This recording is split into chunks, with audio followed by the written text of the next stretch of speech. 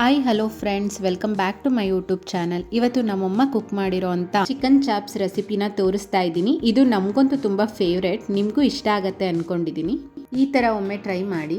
ಮೊದಲಿಗೆ 8ರಿಂದ 10 ಹಸಿ ಮೆಣಸಿನ್ಕಾಯಿನ ಫ್ರೈ ಮಾಡ್ಕೋಬೇಕು. ಒಂದು ಆನಿಯನ್ನ ಫ್ರೈ ಮಾಡ್ಕೋಬೇಕು. ಒಂದು ಟೊಮ್ಯಾಟೊ, 2 ಗಡ್ಡೆ ಬೆಳ್ಳುಳ್ಳಿ, ಸ್ವಲ್ಪ ಶುಂಠಿ, ಸ್ವಲ್ಪ ಕಾಯಿ ತುರಿ, 2 ಸ್ಪೂನ್ ಧನಿಯಾ ಪೌಡರ್, 1 ಸ್ಪೂನ್ ಕರಿ ಮೆಣಸನ್ನ ಕ್ರಷ್ ಮಾಡ್ಕೋಬೇಕು. ಎಲ್ಲ ಸ್ಪೈಸಸ್ನ ಪೌಡರ್ ಮಾಡ್ಕೊಂಡಿರೋದು ಚಕ್ಕೆ, ಲವಂಗ, ಏಲಕ್ಕಿ, ಅದು ಅರ್ಧ ಸ್ಪೂನು, 1 ಹಿಡಿ ಕೊತ್ತಂಬರಿ ಸೊಪ್ಪು. ಇದೆಲ್ಲ ಈ ಥರ ತರಿಯಾಗಿ ರುಬ್ಕೋಬೇಕು. 1 kg ಚಿಕನ್ ತೊಗೊಂಡಿದ್ದೀವಿ. ಒಂದು ಪಾತ್ರೆಗೆ ಆಯಿಲ್ನ ಹಾಕ್ಕೊಂಡು ಬಿಸಿ ಮಾಡಿಕೊಂಡು ಅದಕ್ಕೆ ಚಿಕನ್ನ ಹಾಕ್ಕೋಬೇಕು. ಚಿಕನ್ನ ಆಯಿಲಲ್ಲಿ ಸ್ವಲ್ಪ ಬಾಡಿಸ್ಕೋಬೇಕು.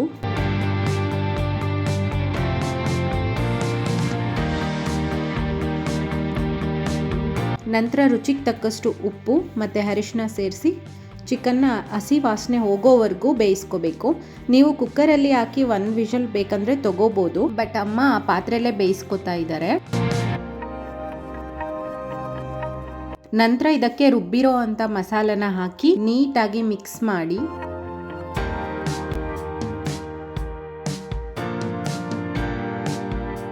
ಗ್ರೇವಿ ಜಾಸ್ತಿ ಬೇಕು ಅಂತ ಅಂದರೆ ಸ್ವಲ್ಪ ನೀರನ್ನು ಸೇರಿಸ್ಕೋಬೇಕು.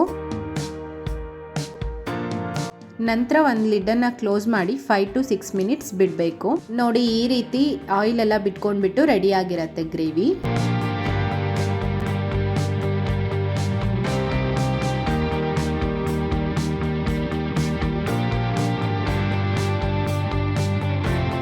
ಇವಾಗ ಸರ್ವ್ ಮಾಡ್ಕೊಳ್ಳೋಣ.